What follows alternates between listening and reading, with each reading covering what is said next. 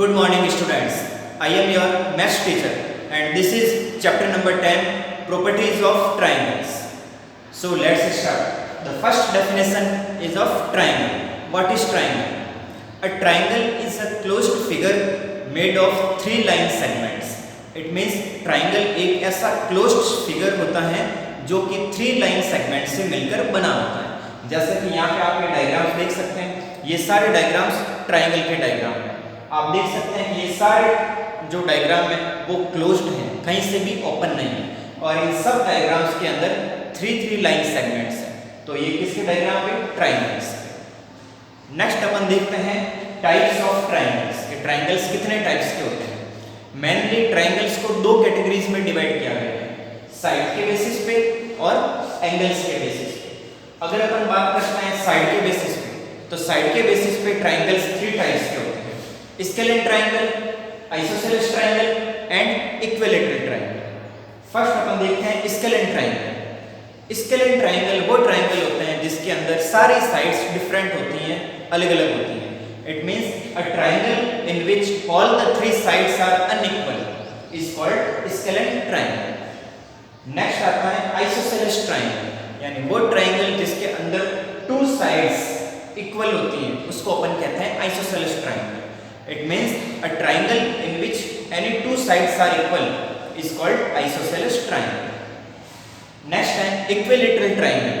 वो ट्राइंगल होता है जिसके अंदर सारी थ्री साइड्स आपस में इक्वल होती हैं, तो उसको बोलते हैं equilateral triangle। It means a triangle in which all the three sides are equal is called equilateral triangle। तो ये थे थ्री टाइप्स के triangle on the basis of sides. अब अपन देखते हैं कि एंगल्स के बेसिस पे कितने टाइप्स के ट्राइंगल होते हैं। तो एंगल के बेसिस पे भी ट्राइंगल थ्री टाइप्स के होते हैं, acute triangle, right triangle and obtuse triangle. First अपन देखते हैं एक्यूट ट्राइंगल। वो ट्राइंगल जिसके सारे एंगल्स 90 डिग्री से कम होते हैं, मतलब ये एंगल भी 90 डिग्री से कम, ये भी 90 डिग्री से कम और ये भी 90 डिग्री से कम, तो उसको अपन बोलते हैं acute triangle. It means a triangle in which all the angles are less than 90 degree is called acute triangle. Next आता है right triangle। वो ट्राइंगल जिसके अंदर एक एंगल 90 डिग्री का बनता हो, 90 डिग्री के एंगल को अपन इस तरीके से शो करते हैं, तो वो ट्राइंगल जिसके अंदर एक एंगल 90 डिग्री का बनता हो उसको अपन बोलते हैं right triangle। It means a triangle in which one angle is of 90 degree is called right triangle। Next अपन देखते हैं ऑब्ट्यूज ट्राइंगल। वो ट्राइंगल जिसके अंदर एक एंगल 90 डिग्री से ज्यादा होता है, तो उसको अपन बोलते हैं obtuse triangle. It means a triangle in which any one angle is of more than 90 degree is called obtuse triangle. तो ये थे एंगल्स के बेसिस पे थ्री टाइप्स के triangles. I am stepping aside, take a screenshot and write down in your notebook।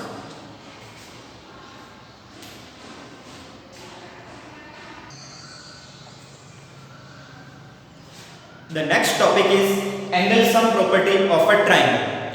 angle sum property ये कहती है कि किसी भी ट्राइंगल के अंदर तीनों एंगल्स का सम जो होता है वो हमेशा 180 डिग्री होता है। इट मींस अगर कोई ट्राइंगल है जिसके अंदर तीन एंगल बन रहे हैं x, y और z, तो इन तीनों एंगल्स का सम मींस एंगल x प्लस angle y plus angle z जो है वो हमेशा 180 डिग्री के इक्वल आएगा। इस रूल का नाम है एंगल सम प्रॉपर्टी।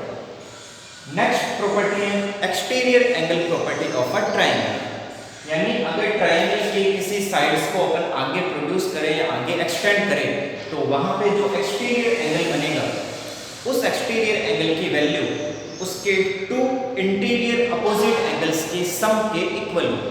जैसे सपोज करो लाइन ए बी को आगे बढ़ाया गया है, तो ट्राइंगल के बाहर की तरफ एक बन रहा है एंगल x जो कि एक्सटीरियर एंगल्स है, तो इस एक्सटीरियर एंगल x की जो वैल्यू होगी वो किसके इक्वल होगी? इसके अपोजिट इंटीरियर एंगल। तो इसके अपोजिट इंटीरियर एंगल 2 नहीं होगा, वो तो एडजेसेंट एंगल्स हो गया। तो अपोजिट एंगल कौन सा है? 1 और 3। तो एंगल x की वैल्यू इसके अपोजिट इंटीरियर एंगल यानी एंगल 1 और एंगल 3 के सम के इक्वल होगी। तो मैंने लिखा angle x equal to angle 1 plus angle 3। इसी टाइप से अगर मैं इस साइड BC को आगे बढ़ाता हूं तो वहां पे एक्सटीरियर एंगल बनेगा y। तो इस एक्सटीरियर एंगल y की वैल्यू किसके इक्वल होगी? इसके टू इंटीरियर अपोजिट एंगल्स, तो इसके अपोजिट एंगल्स ये 1 और 2 इनके सम के इक्वल। तो मैंने लिखा angle y equal to angle 1 plus angle 2। इसी टाइप से अगर मैं लाइन CA को आगे बढ़ाता हूं तो वहां पे एक एक्सटीरियर एंगल बनता है एंगल Z। तो एंगल Z की वैल्यू किसके इक्वल होगी? इसके इंटीरियर अपोजिट टू एंगल्स के इक्वल। तो interior opposite two angles angle 2 और एंगल 3। तो मैंने लिखा angle Z equal to angle 2 plus angle 3। इस प्रॉपर्टी को नाम दिया गया है exterior angle property. Next concept है अपना रिलेशन बिटवीन थ्री साइड्स। एक ट्राइंगल के अंदर थ्री साइड्स होती हैं, उन तीनों साइड्स के अंदर बीच में उनके बीच में क्या रिलेशन होता है वो अपन देखते हैं। तो रूल ये बोलता है कि sum of any two sides of a triangle is always greater than the third side. यानी ट्राइंगल की किन्हीं भी दो साइड्स का सम करें तो वो सम हमेशा थर्ड साइड से बड़ा आएगा। यानी अगर अपन इन दो साइड का सम करें AB और BC, इन दोनों का सम करें तो जो सम आएगा वो तीसरी वाली साइड AC से हमेशा बड़ा आएगा। इसी टाइप से अगर अपन इन दो साइड का सम करें BC और CA, इन दो साइड का सम करें तो इनका जो सम है वो थर्ड साइड AB से हमेशा बड़ा आएगा, सम बड़ा आएगा। और इसी टाइप से अगर अपन CA और AB इन दो साइड का सम करें तो वो तीसरी साइड BC से हमेशा ग्रेटर आएगा। ये है relation between three sides of a triangle. Now I am stepping aside, take a screenshot and write down in your notebook.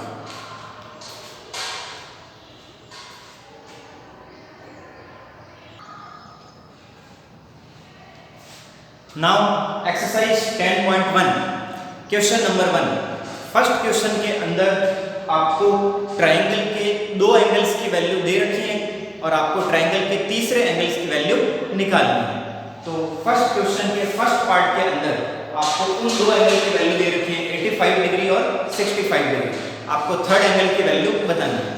तो सपोज कि अपन ने थर्ड एंगल है x, तो मैंने लिखा let the third angle be x। अब अपन जानते हैं तीनों एंगल का सम होता है 180 डिग्री। तो मैंने लिखा sum of all angles equal to 180 degree. दो एंगल तो क्वेश्चन में दे रखे हैं और थर्ड एंगल अपन ने माना है x। इन तीनों को अपन ने ऐड किया तो 85 degree plus 65 degree plus x equal to 180 degree. जब 85 डिग्री और 65 डिग्री को ऐड करेंगे तो वो आएगा 150 डिग्री। अपने को x की वैल्यू निकालनी है लेकिन इसके साथ में 150 डिग्री है जो कि प्लस में है, इसको उधर ट्रांसफर करते हैं, ये आएगा माइनस में। जब 180 डिग्री में से 150 डिग्री माइनस करेंगे तो x की वैल्यू आएगी 30 डिग्री। इट मींस वो थर्ड वाला एंगल कितना हुआ 30 डिग्री। इस क्वेश्चन के अंदर क्रॉस चेक करना हो तो इस ये जो थर्ड एंगल की वैल्यू आई इसको और जो रिमेनिंग टू एंगल्स क्वेश्चन में दे रखे हैं उन तीनों को ऐड करके देखते हैं। अगर 180 डिग्री आता है तो अपन ने जो काम किया है वो करेक्ट है, अदरवाइज कुछ मिस्टेक है। तो ये था पार्ट नंबर 1। रिमेनिंग पार्ट्स आपको होमवर्क में करना है। अब है क्वेश्चन नंबर 2। सेकंड क्वेश्चन के अंदर आपको एक ट्राइंगल के तीन एंगल की वैल्यू दे रखी है। आपको चेक करके बताना है कि उन तीन एंगल को मिलाकर अगर अपन एक ट्राइंगल बना सकते हैं या नहीं बना सकते हैं। तो इसके ए वाले पार्ट के अंदर तीन एंगल की वैल्यू ये दे रखी है।